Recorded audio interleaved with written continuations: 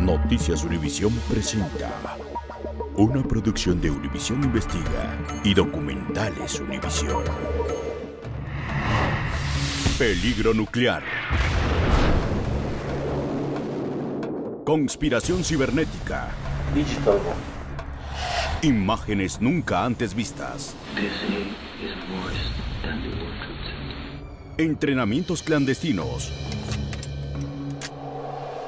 Evidencias alarmantes conectan a la República Islámica de Irán y sus aliados con organizaciones terroristas. Los hilos de esa compleja red podrían colocar a América en la mira. La amenaza iraní.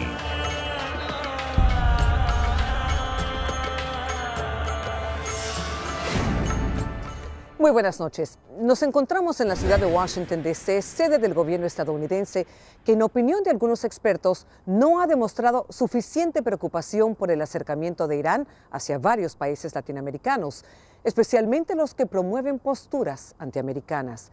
Durante meses, Univisión Investiga siguió muy de cerca las implicaciones de los enlaces de Irán en nuestro continente, y el periodista Vytenis Didžiulis, que forma parte del equipo de Univisión Investiga, nos acompaña hoy para comentarnos los resultados. Bienvenido, Vytenis. Muchas gracias, María Elena.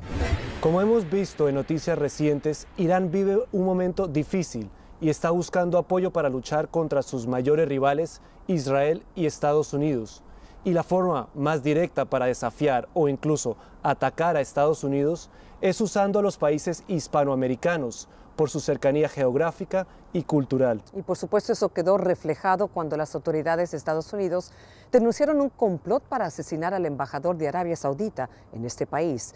El principal acusado pretendía contratar sicarios de los Zetas, uno de los poderosos carteles mexicanos, para llevar a cabo el atentado que pudo costar cientos de vidas. Tenemos imágenes y testimonios exclusivos, información que por primera vez será revelada al público. Comenzamos ya con América en la mira, la amenaza iraní.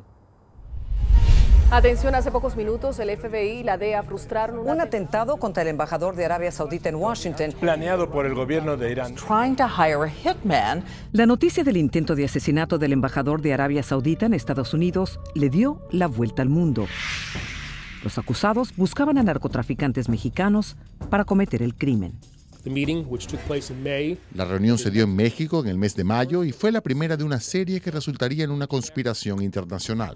Pero mucho antes de que se revelara esa conspiración, en México ocurrían hechos igual de alarmantes. Los objetivos del plan que se discutieron fueron atacar en primera instancia de manera cibernética a los Estados Unidos y posteriormente hacerlo de manera física. Eso era lo que querían propiamente tanto las embajadas de Irán como la de Venezuela. Univisión obtuvo testimonios, videos y audios de un plan de ataque cibernético y físico contra Estados Unidos, promovido presuntamente por diplomáticos de la República Islámica de Irán, Venezuela y Cuba. Un grupo de ex estudiantes de la Universidad Autónoma de México, la UNAM, que posaban como hackers o piratas cibernéticos, infiltró las embajadas de esos países para denunciar a los responsables. Esta historia comienza a fines del año 2006. Juan Carlos Muñoz asegura que lo contrataron para impartir cursos de informática a profesores de la UNAM, pero muy pronto recibió órdenes de ponerse en contacto con las embajadas de Irán y Venezuela en México para una operación clandestina de espionaje y terrorismo cibernético.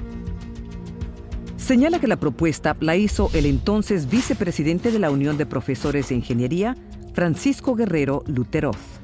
Las órdenes las dictaba en una primera instancia la Embajada de Cuba. Francisco Guerrero Luterov a mí me daba la instrucción de qué decir dentro de la embajada para ver si ellos estaban de acuerdo con tales y cuales actividades o si había que hacerle algún tipo de modificación. En el caso, por ejemplo, de Venezuela, se hablaba de partidarios que eran contrarios a Chávez. Entonces, eso específicamente lo pidió Venezuela. Con respecto al arsenal nuclear, eso lo pidió específicamente el doctor Gadiri. Él se refiere al embajador de Irán en México de 2007 a 2010, Mohammad Hassan Gadiri, uno de los principales implicados en el supuesto complot. Juan Carlos afirma que no estaba de acuerdo con el ataque y decidió arriesgarse a grabar lo que sucedía a puertas cerradas para obtener pruebas que entregaría a las autoridades. La situación aquí es muy, muy particular y es el detener las actividades que estos señores están haciendo dentro y fuera de la UNAM, porque finalmente nos están afectando a absolutamente todos, porque no tienen idea de lo que puede suceder si una planta nuclear o un arsenal nuclear en los Estados Unidos es afectado. Para infiltrar el círculo diplomático, reclutó a estudiantes que simulaban su compromiso con el plan terrorista. Y es una sensación bastante fuerte el estar en esos momentos con ellos y el saber que llevas algo.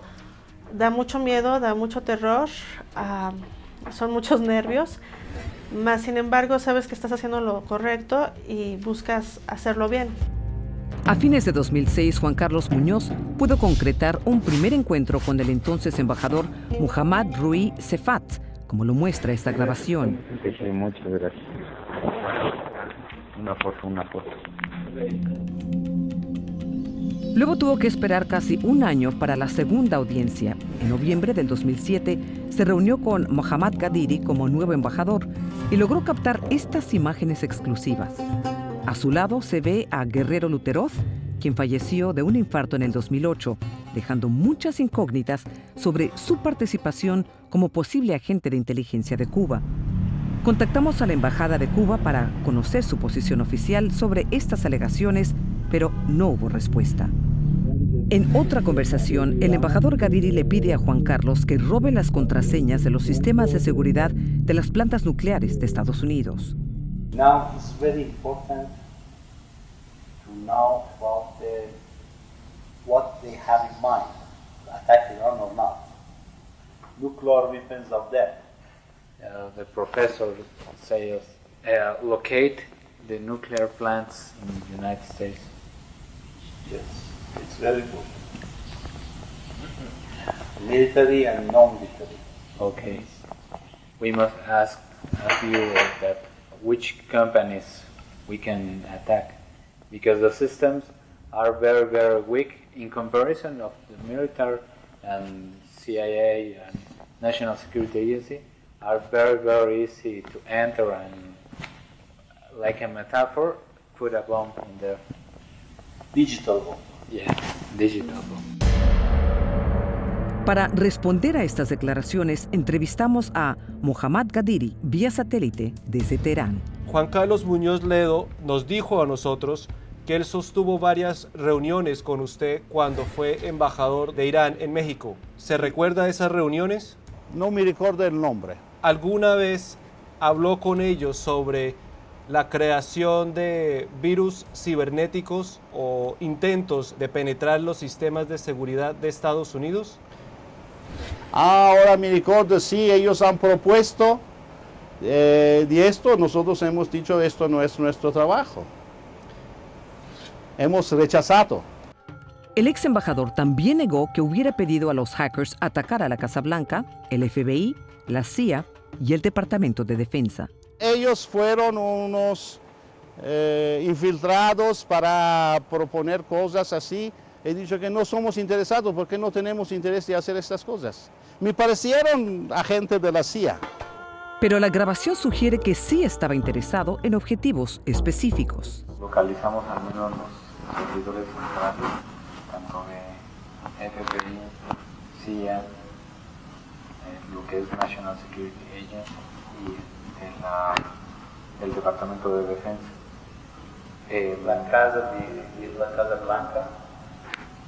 Sí, nada más que es un poco más difícil el acceso, estamos trabajando. En un momento del encuentro se ve a Gadiri recogiendo un paquete. ¿Qué le entregaron a usted? ¿Le entregaron algo? Querían entregar un DVD de información, no acepté. ¿Cuánto me puede dar una información de que de este jueves al próximo? Por favor, próxima semana aporta información que yo mando a Irán, que es un acto serio. Más tarde discuten costos de nuevos equipos para agilizar el trabajo. Es que se le agregan racks. Eso es lo más caro. Viene costando más o menos como $1,000 más. Mohamed Gadiri salió de México a mediados del 2010 en medio de versiones de que se había convertido en un diplomático incómodo para el gobierno de ese país por su intromisión en asuntos internos. Muñoz sostiene que en la Embajada de Venezuela conversó sobre la guerra cibernética con la entonces segunda secretaria Livia Antonieta Acosta Noguera y que le dio los detalles de sus encuentros con el embajador iraní. Le dieron las ubicaciones de todas y cada una de las cuentas nucleares en Estados Unidos. Ah, mira, eso está bueno. Y no solamente eso, sino las claves. Falta una sección. Por eso también debería darlo. Sí, sí. No, sí. Comentárselo al presidente. El jefe de defensa, pues, de seguridad del presidente es mi amigo. Está allí con el presidente Uribe, con el presidente para arriba y para abajo. ¿Y quién es? Se llama Alexis López. Un general. El general López, jefe de custodia de Chávez, sería el supuesto intermediario que entregó la información de Livia Acosta al presidente. Porque yo quiero hacer énfasis en lo que tú me dijiste lo último, que no el presidente. Acosta es hoy la cónsul de Venezuela en Miami y ha rechazado en varias ocasiones nuestra solicitud de entrevista. Luego de 3 años de infiltración, el grupo de Muñoz preparó varios paquetes con las grabaciones y asegura que los entregó a las autoridades mexicanas, a agentes del FBI y de Seguridad Nacional de la Embajada de Estados Unidos y a algunos congresistas de estados fronterizos. De la distribución que se le hizo tanto al gobierno de California, a legisladores y propiamente al gobierno de los Estados Unidos, pues ellos lo que sabemos en este momento es que ya tienen como tal un caso. Eso es lo único que sabemos. Y que lo tiene el FBI. Univisión comprobó que varios funcionarios de agencias federales de Estados Unidos recibieron el material. También enviamos varias peticiones a la UNAM para discutir los testimonios que involucran a la universidad en este presunto complot, pero durante meses han ignorado nuestros mensajes. Múltiples entidades del gobierno de Estados Unidos tampoco respondieron nuestras solicitudes. Para evaluar las implicaciones de los temas discutidos en esas grabaciones, entrevistamos al exoficial de la CIA que lideró los principales operativos de contraterrorismo después de los atentados del 11 de septiembre. Esto que están planeando es un acto de guerra. Primero, están cometiendo un crimen contra México por realizar operaciones de inteligencia en territorio mexicano. Y segundo, están cometiendo un acto de guerra contra México y los Estados Unidos. Y esta es básicamente evidencia de que los iraníes están interesados en atacar el núcleo de la defensa estadounidense. Kiriakou agregó que no le extraña la participación de Irán, pero sí le sorprendió que una funcionaria venezolana estuviera comprometida. Esa conversación me preocupa, porque nosotros no emprendemos ese tipo de planeación en contra del gobierno de Venezuela, y es preocupante que el gobierno de Venezuela sí está emprendiendo planes contra Estados Unidos, y si están trabajando con los iraníes es todavía más inquietante, algo para lo cual tendremos que planificar.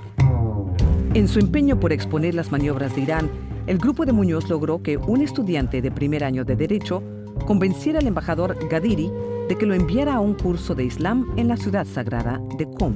Realmente no era para yo ir a estudiar Irán, sino de que todo esto ya se tenía planeado de ir y grabar y regresar a México para mostrar todo lo que se están haciendo ellos. Tras obtener la aprobación, José Carlos García tramitó la visa, recibió el pasaje pagado por el gobierno de Irán y pudo viajar con sus equipos de grabación. A su llegada a Teherán en enero del 2011, el joven de 19 años se sorprendió al saber que uno de sus profesores sería el clérigo Mohsen Rabbani, a quien la justicia argentina señala como uno de los autores intelectuales de un ataque terrorista en ese país en el que murieron 85 personas.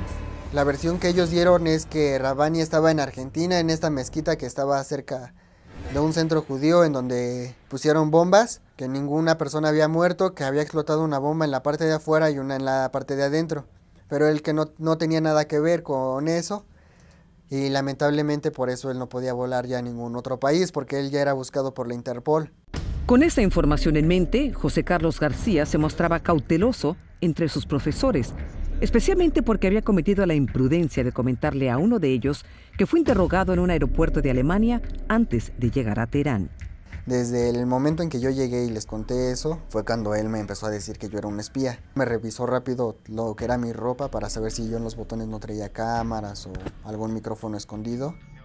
Aunque lo mantuvieron bajo sospecha, durante 2 meses pudo documentar varias reuniones y fue testigo de los cambios en la mentalidad de sus compañeros hispanos como resultado del intenso entrenamiento ideológico que recibían. Uno de los argentinos con el que yo pude platicar, que lleva 1 año ahí estudiando, él me dijo que él tenía otra visión sobre la lapidación y de los latigazos que se les dan a las personas, que eso era muy malo y todo eso, pero dice que ya estando ahí te das cuenta de que es lo correcto, que es lo mejor, que si lapidas a una persona, que si cuelgas a una persona y la matas, que salvas muchas más vidas. A pesar del cuidado que tuvo para que no lo descubrieran, al final del curso 2 oficiales revisaron su habitación, encontraron sus equipos y se los decomisaron. Uno de los 2 que iba conmigo se enojó mucho. Lo único que dijo es, llevémonos todo lo que tenemos ahorita y mañana venimos por ti a las 10 de la mañana, tienes que tener tus maletas listas para ya irnos porque te vamos a llevar a otro lado. José Carlos no esperó al día siguiente y decidió escapar. Tomó un taxi a Teherán con el propósito de buscar refugio en la embajada de su país. La Secretaría de Relaciones Exteriores de México nos confirmó que había llegado pidiendo ayuda a su embajada en Teherán y tras un arduo trámite se logró su regreso a territorio mexicano. El relato del joven sobre su salida concuerda con la versión del ex embajador. Él, como he dicho, fue un agente, fue por arrestarlo que se escapó a la embajada de México en Irán. Pero todo su instrumento está en Irán. Es instrumento de espionaje. De vuelta en su país, José Carlos García comenzó a sentir que lo vigilaban a él y a su familia. Tengo miedo del gobierno iraní contra mi persona y mi familia, que tomen represalias por todo lo que se alcanzó a grabar y el equipo que se quedaron ellos. Con apenas lo necesario, salieron rumbo a Tijuana. Hasta ahí los acompañamos y pudimos verlos cruzar la frontera. Ahora están tramitando un asilo político, pues aseguran que sus vidas corren peligro si permanecen en su país. Y el funcionario de la Oficina de Seguridad Interna, Homeland Security, que le tomó testimonio a la familia, consideró que el temor es válido. Desde Irán, el ex embajador Gadiri parece seguir de cerca el caso de José Carlos. ¿Y dónde está ese joven hoy día? Está o en México o Estados Unidos. Usted debe saber. ¿Y usted cómo sabe que está en Estados Unidos? Tengo información. También defendió las relaciones entre su país y América Latina.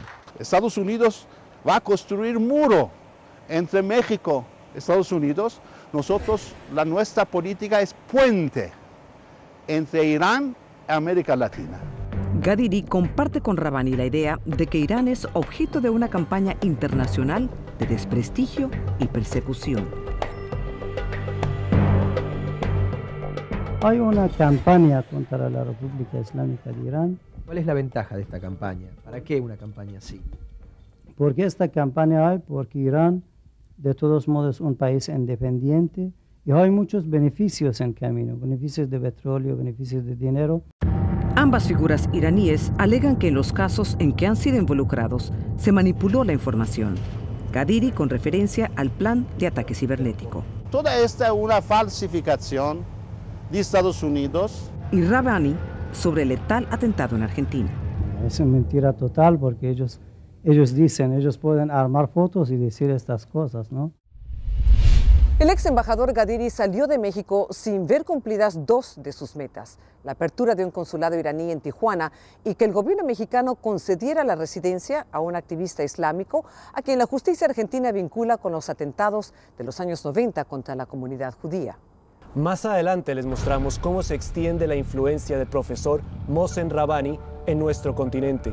Los videos nunca antes vistos de un plan terrorista contra el aeropuerto John F. Kennedy de Nueva York, que pudo tener un alcance comparable al ataque del 11 de septiembre.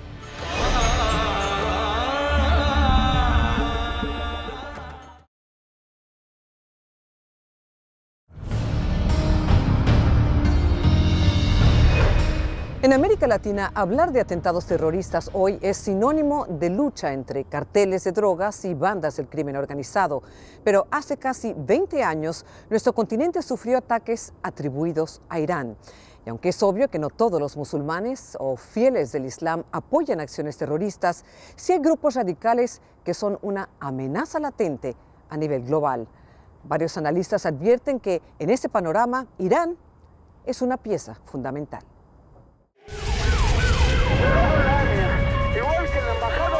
Argentina, 1994. 85 muertos y cientos de heridos. Así entró a nuestra región, al escenario hostil que mantiene Irán con Israel y Estados Unidos. Sabemos que el atentado fue organizado, planificado y financiado por las máximas autoridades de entonces del gobierno de la República Islámica de Irán, que el brazo ejecutor fue el grupo terrorista libanés Hezbollah.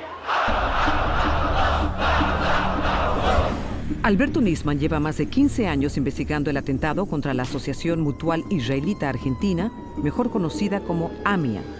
Él dice que el motivo del ataque fue la suspensión de Argentina de un convenio nuclear con Irán e identifica al clérigo iraní Mohsen Rabbani como una persona clave en la planificación y ejecución del ataque. La comunidad musulmana era una comunidad pequeña, tranquila, pacífica, y Rabbani empieza a seleccionar personas que podrían tener una tendencia para ver radicalizada su opinión. A su vez van llegando de Irán distintos agentes de inteligencia que comienzan a cumplir funciones en Argentina, obviamente encubiertas. Se convierte su embajada en una estación de inteligencia. Los agentes iraníes se habían infiltrado en la sociedad argentina, posando como estudiantes de medicina, taxistas y dirigentes de empresas ficticias. Estas fuentes o células dormidas tendrían como objetivo la captación de nacionales, su conversión al islamismo y transporte de material para el atentado. ¿Y Rabbani coordinaba a toda esa gente? ¿A los estudiantes, a los médicos, a los taxistas? Rabbani fue formando todos estos grupos que a la larga algunos de ellos terminaron sirviendo de apoyo para cuando se decide cometer el atentado. El objetivo principal no fue ese cuando él viene, fue empezar a instaurar el ideario fundamentalista islámico en Buenos Aires, como después se hizo o se intentó hacer o se está haciendo en algunos otros países. Rabbani llegó a Argentina más de 10 años antes del ataque y estuvo al frente de 3 mezquitas, pero no trabajaba con la embajada iraní. Sin embargo, 4 meses antes del atentado, se le acreditó con inmunidad diplomática. La Fiscalía Argentina lo acusa de asistir a la reunión donde se decidió el ataque y de la coordinación y financiamiento de partes del operativo. Él se declara inocente de esos cargos. Eso todo, podemos decir, es lo mismo. Cuando una persona quiere decir que yo en mi casa dice que armaba coche bomba, casa mía es una casa familiar, yo tengo 3 hijas. El gobierno iraní también niega cualquier responsabilidad y no ha colaborado en la investigación, alegando que Estados Unidos e Israel han contaminado el proceso. Tampoco ha acatado las órdenes de captura de Interpol en contra de 5 altos oficiales iraníes, incluyendo al actual ministro de Defensa, Ahmad Vaidi, que en mayo del 2011 visitó Bolivia en un acto considerado como una provocación por la comunidad judía de Argentina, y al clérigo Mohsen Rabbani, que desde Irán aún mantiene estrechos lazos en nuestro continente. Nosotros, pienso, hoy tenemos en Latinoamérica muchos amigos. Esas amistades de Rabbani en América Latina preocupan a algunos analistas que temen el desarrollo de células terroristas durmientes. Mario Pazmiño, exdirector de inteligencia del ejército ecuatoriano, ha seguido de cerca los movimientos de Irán en la región. En su país logró detectar un programa para enviar agentes de inteligencia a entrenamientos clandestinos en Irán y es un experto en los métodos que usan los agentes durmientes. Una persona va a un país X, se instala en un barrio, comienza a tomar contacto con los diferentes miembros de ese barrio para que todos a algún momento en un proceso investigativo digan, sí señor, yo lo conozco, esta persona es una persona formal, no se ha vinculado con ningún tipo de actividad ilegal. Nosotros hablamos el dictamen de una matriz, de un modelo de infiltración. Creemos que esto se repite en otros países. Un ejemplo de cómo se activa un agente dormido fue revelado por el FBI en la ciudad de Nueva York en el 2007. Univision obtuvo en forma exclusiva estos videos de terroristas en acción. Yeah, I can see.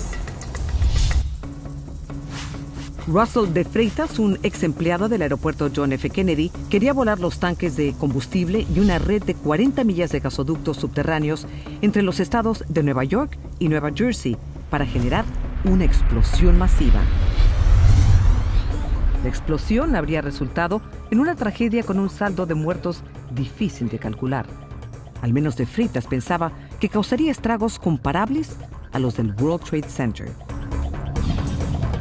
De Freitas y un colega grabaron videos de los tanques con el propósito de convencer a un posible patrocinador del golpe. Lo que no sabía de Freitas era que su cómplice se había convertido en informante del FBI para negociar una sentencia y estaba grabando todo. Desde el aire, el FBI monitoreaba cada movimiento.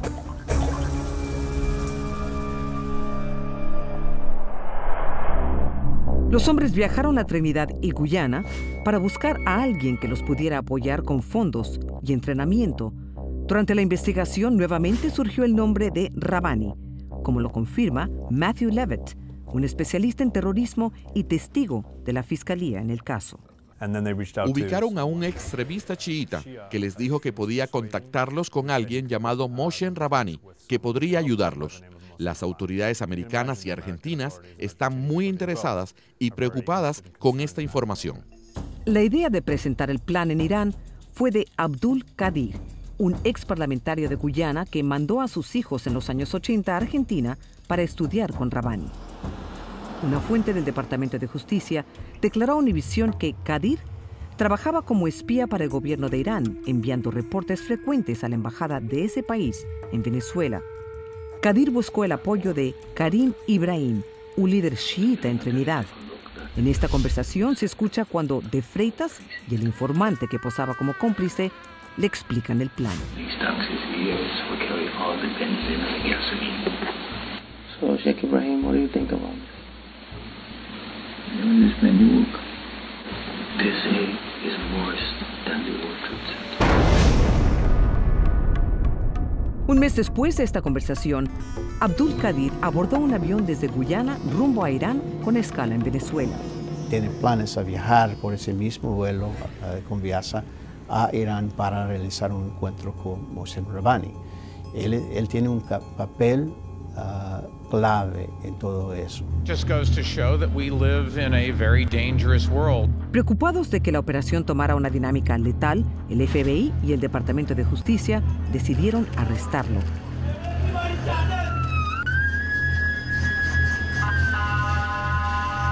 Una corte de Nueva York sentenció a Qadir y De Freitas a pasar el resto de sus vidas en la cárcel.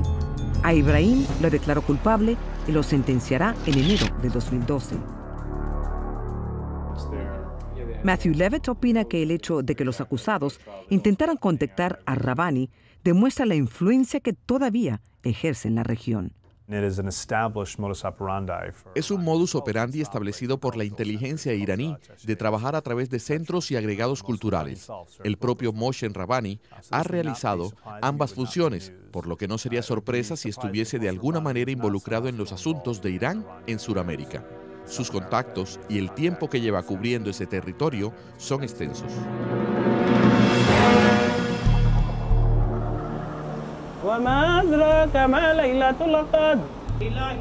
Rabbani hoy tiene seguidores en 15 ciudades de 8 países en América Latina, incluso en remotas poblaciones como Buenaventura, un agitado puerto de la costa pacífica colombiana, donde uno de sus discípulos, Munir Valencia, asegura que el clérigo iraní no promueve la violencia ni una interpretación radical del Islam.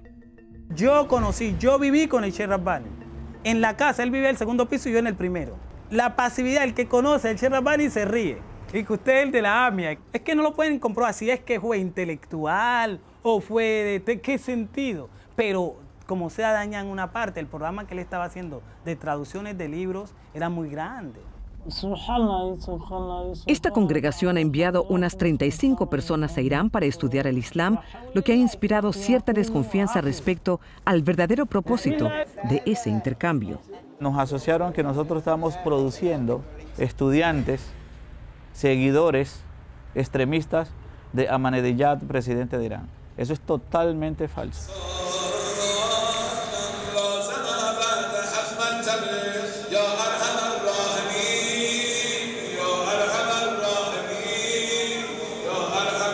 Nosotros sí vamos a Irán, visitamos los sitios religiosos de Irán, aprendemos filosofía islámica, aprendemos islam, pero desde el punto de vista de terrorismo, absolutamente no. El Islam se ha convertido en una de las religiones de mayor crecimiento entre hispanos en Estados Unidos, donde existen más de 1.200 mezquitas, y en países como Argentina, Brasil, Colombia, Panamá y México. El Islam no es una religión como se publica normalmente, es todo un sistema de vida, como el capitalismo, como el socialismo, como el comunismo, exactamente. Con la excepción de que el Islam tiene capitalismo, tiene comunismo, tiene socialismo, pero no se extrema en ninguno. Sin embargo, el extremismo religioso se asocia con frecuencia a los movimientos islámicos, algunos de ellos con conexiones iraníes. Exploramos la presencia de esos grupos extremistas y sus conexiones con el narcotráfico y el lavado de dinero. Además, cómo funcionan la guerra de guerrillas y los voluntarios de la muerte dispuestos a hacer el mayor sacrificio por su causa. Esto y mucho más cuando continúe la amenaza iraní.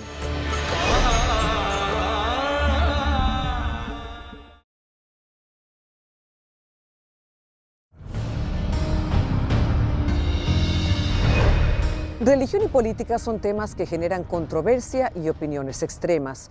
En el caso del Islam, el ejemplo más polémico de la devoción radical practicado por una minoría es ofrecer la vida para defender ideales religiosos, como hemos visto en ataques suicidas. Y detrás de esos ataques hay organizaciones consideradas como terroristas. Una de ellas es Hezbollah, un grupo que tiene poderosos vínculos con América Latina y brinda apoyo incondicional a la República Islámica de Irán. Hezbollah significa Partido de Dios. Pero para el gobierno de Estados Unidos, al igual que la guerrilla de las FARC y Al-Qaeda, es una organización terrorista. El grupo terrorista del Medio Oriente con la presencia más significativa en América del Sur es Hezbollah. Punto. Y como Hezbollah tiene una historia de atacar objetivos occidentales, es nuestra preocupación inmediata. Hezbollah fue fundado como un partido político en el Líbano en 1982 para combatir la invasión israelí. Aunque tiene participación en el Parlamento, puestos en el gabinete ejecutivo y administra servicios sociales como hospitales y escuelas, no depende del gobierno libanés. También cuenta con un ejército propio. Ese brazo armado fue entrenado por las Fuerzas Especiales de Irán y recibe subsidios millonarios de ese país para financiar sus operaciones, las cuales han incluido, según el gobierno de Estados Unidos, bombardeos contra sus instalaciones militares en el Líbano, edificios en Arabia Saudita, secuestro de aviones y el ataque a la AMIA en Buenos Aires, todo con el presunto consentimiento de Irán. Eso no quiere decir que todos los iraníes son terroristas, pero todos los que pertenecen a Hamas y Hezbollah sí son terroristas. Esa categorización ha sido criticada por muchos musulmanes que respetan a Hezbollah como entidad comunitaria y se quejan de las designaciones que hace el gobierno de Estados Unidos al señalarlos como militantes o simpatizantes del Partido de Dios. Varios inmigrantes libaneses en Brasil, Paraguay y Venezuela han recibido ese calificativo. Uno de ellos es Fauzi Canaan. El Departamento del Tesoro señala que Canaan coordinó viajes a miembros de Hezbollah y recaudó dinero para la organización. También dice que asistió a reuniones donde se habló de secuestros y ataques terroristas. Encontramos a Canaan en una agencia de viajes a pocas cuadras del Parlamento venezolano. Le preguntamos por qué Estados Unidos lo nombró como simpatizante de Hezbollah. Porque yo soy musulmán. ¿Qué puede hacer, señor? Yo soy orgulloso que yo soy musulmán. ¿Cuál es el problema si uno musulmán no debe vivir? ¿Usted alguna vez ha dado una donación a Hezbollah? Yo nunca. ¿Por qué va a darla a Hezbollah? Hezbollah debe ayudar al mundo. No necesita ni a mí, ni a usted, ni a nadie para ayudarlo a Hezbollah. ¿Usted cree que Hezbollah es un grupo terrorista? No, no son terroristas, señor. Es como cualquier grupo en su país defiende a su país, pero no son terroristas.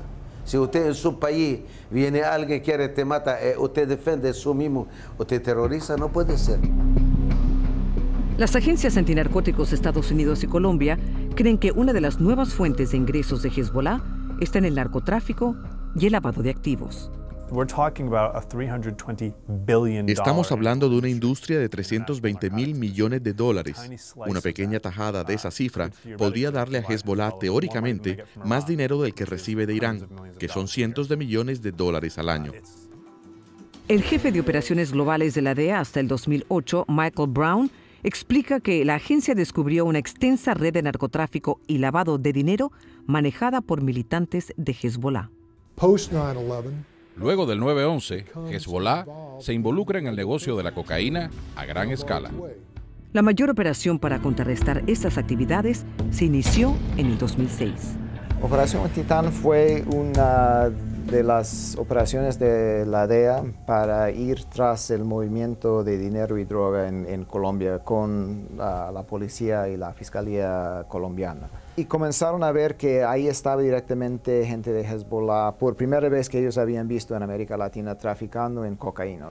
El periodista Douglas Farah lleva más de 20 años trabajando en América Latina y ha documentado extensamente los enlaces de Hezbollah e Irán en el continente.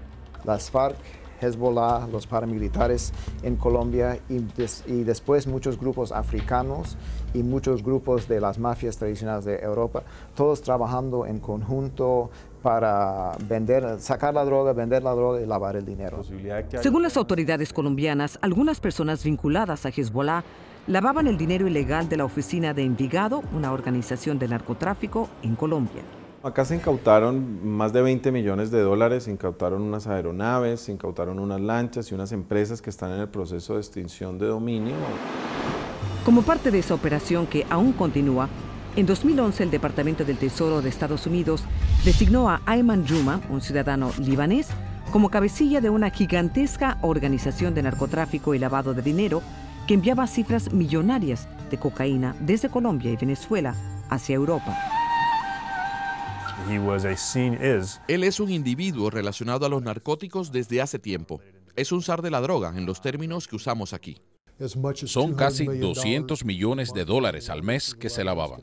Esto, en mi opinión, es realmente alarmante.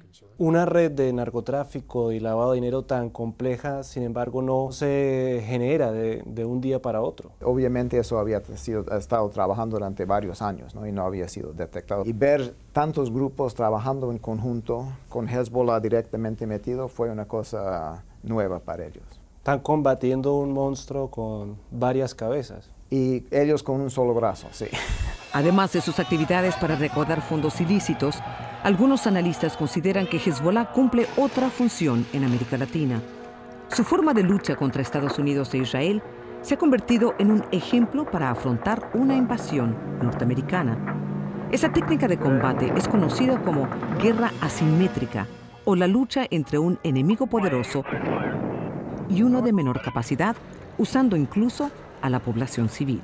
Los principios de la guerra asimétrica son, en primer lugar, la utilización de la guerra de guerrillas, yendo incluso a lo que podríamos llamar el arma atómica del pobre, que es el VM, el voluntario de la muerte. El ejército venezolano. Jorge Verstringe es el autor del libro La guerra periférica y el Islam revolucionario, que fue distribuido por el gobierno de Venezuela en el 2006 entre unos 30.000 soldados como manual de instrucción militar. Me acuerdo que asistí a una reunión enorme de Hugo Chávez con miles de oficiales y suboficiales, y yo hablé justo antes de Chávez. Eran consejos tácticos, ¿no? Porque el ejército venezolano originalmente tenía que enfrentarse a una invasión, pero si los americanos venían, era muy difícil que el ejército venezolano pudiera ganar frente a esa invasión. Pero a raíz de eso es porque se hacen milicias en Venezuela, o sea, se empieza a armar la población. En base a la revolución iraní se ve el modelo para seguir adelante y Verstringe lo toma y lo va desarrollando un poco más, y yo creo que en su visión del mundo el presidente Chávez está buscando un modelo cómo enfrentarse con Estados Unidos. Una idea que exploró a fondo un periodista infiltrado en las milicias bolivarianas venezolanas. La guerra asimétrica es una forma elegante y diplomática, en realidad, de hablar de terrorismo. Al regresar, el apoyo del presidente Hugo Chávez le abrió las puertas de América Latina a Irán, elevando los niveles de preocupación en temas de cooperación nuclear y militar. En breve les explicamos por qué en La amenaza iraní.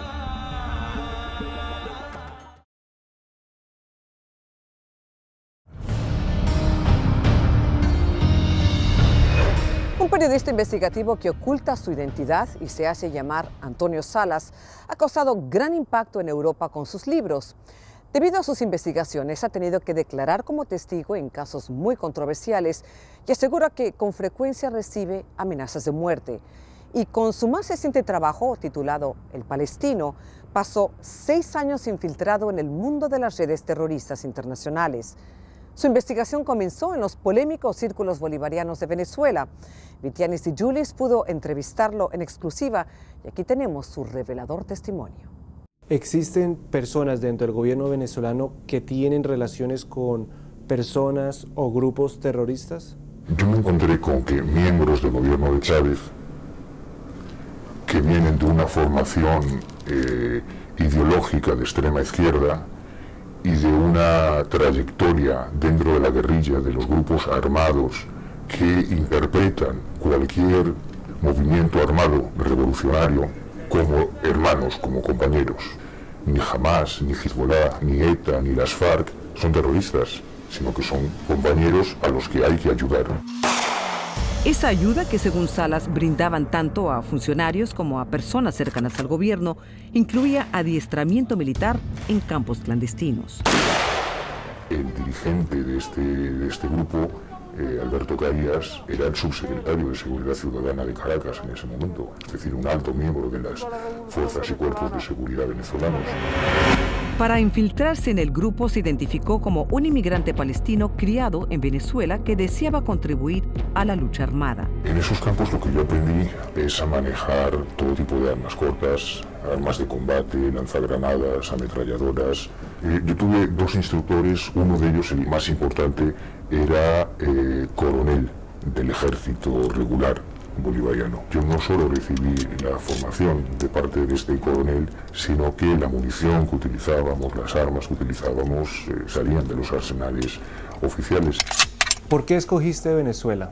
Acudí a Venezuela la primera vez con una maleta llena de prejuicios y de pistas de supuestos campos de entrenamiento en Isla Margaritas.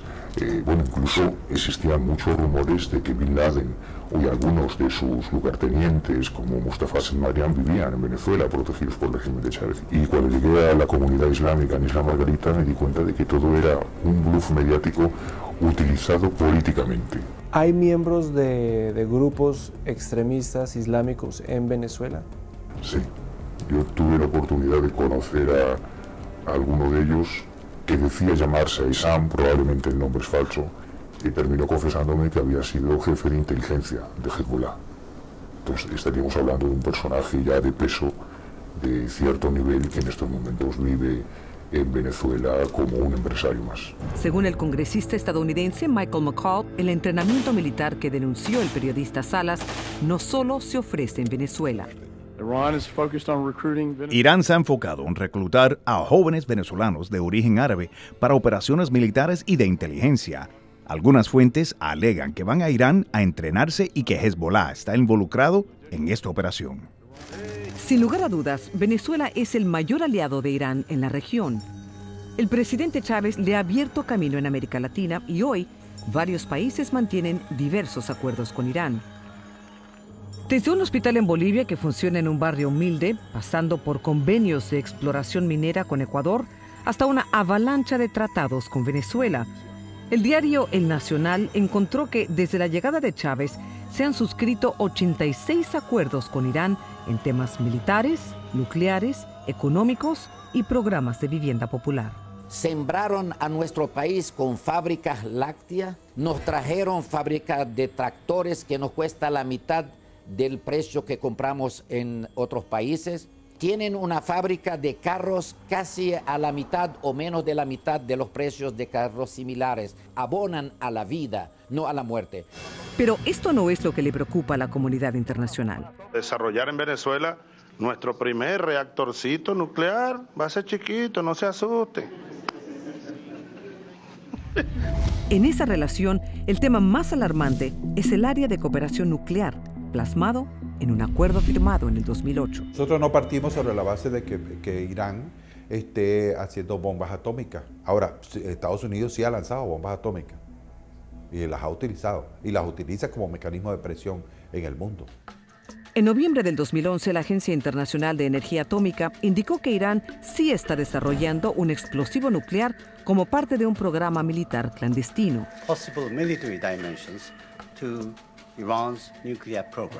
El informe no mencionó a Venezuela, pero anteriormente Estados Unidos había sancionado a la Compañía de Industrias Militares de Venezuela, Cabim, por apoyar el programa nuclear de Irán. El presidente Chávez aprobó financiar las actividades de energía nuclear pacífica en el país. Y el ministro de Ciencias, Jesse Chacón, explicó que Irán está buscando en Venezuela reservas de uranio, un material vital para cualquier programa nuclear. Se están haciendo una aerofotografía con participación de Irán. Esas aerofotografías no son para uranio, son aerofotografías para saber qué productos minerales hay en Venezuela. En esa aerofotografía no solamente, repito, no solamente aparece uranio, aparece coltán, aparece oro, aparece diamante. Estas declaraciones causaron polémica y el presidente Chávez presentó otro proyecto de cooperación iraní ligándolo al tema nuclear, muy a su estilo. Mi querido amigo presidente de los Estados Unidos, le ofrezco esta bicicleta. Vean la bomba, ahí está, véanla, ahí está. Yo no he visto la primera bicicleta iraní rodando por las calles de Venezuela. Y si a eso le sumas que en la zona donde está establecida la fábrica de bicicleta hay prohibición de vuelos, tú dices, bueno, si es una fábrica real de bicicletas o de tractores o de cualquier otro elemento, ¿por qué tanto secretismo? Tras la tragedia de la central japonesa de Fukushima, Chávez anunció la suspensión de la planta nuclear con fines pacíficos en marzo del 2011. Venezuela sirve además como refugio financiero de Irán para proteger sus fondos de las sanciones económicas que afronta por su insistencia en desarrollar la industria nuclear a espaldas de la comunidad internacional. Los bancos iraníes están sancionados internacionalmente, no pueden mover dinero fácilmente, pero los bancos venezolanos no están sancionados, entonces el dinero sale de un banco venezolano, no está sancionado. Entonces han construido bancos internos en Venezuela. Para mitigar los efectos de las sanciones, Irán no solo utiliza bancos venezolanos, también ha logrado el acceso a otras instituciones financieras internacionales, como lo denunció el legendario exfiscal Robert Morgenthau. Ellos no deberían poder hacer negocios con bancos en los Estados Unidos si están sancionados. Los bancos cambiaban el nombre de la institución iraní en los registros de transferencias. Al borrar la identidad del cliente, el dinero blanqueado se podía usar en la compra de tecnología para el programa nuclear de Irán. 3 importantes bancos tuvieron que pagar multas millonarias ante la escandalosa evidencia. Esa fue una prueba más de la influencia iraní que, como hemos visto, es muy extensa en nuestro continente. A través de líderes religiosos como Mohsen Rabbani, organizaciones como Hezbollah vinculadas al narcotráfico latinoamericano y con el respaldo político de varios presidentes. Pero los especialistas en materia de seguridad advierten que en terrorismo lo que no se ve es mucho más peligroso que lo evidente. Prueba de ello es este Wikileaks, que refleja la preocupación de la secretaria de Estado Hillary Clinton, quien a principios del 2009, pocos días después de aceptar oficialmente su cargo, envió un extenso cuestionario a las embajadas latinoamericanas formulando inquietantes preguntas. ¿Qué tan exitosos han sido los esfuerzos de Teherán para ejercer influencias culturales y religiosas en la región?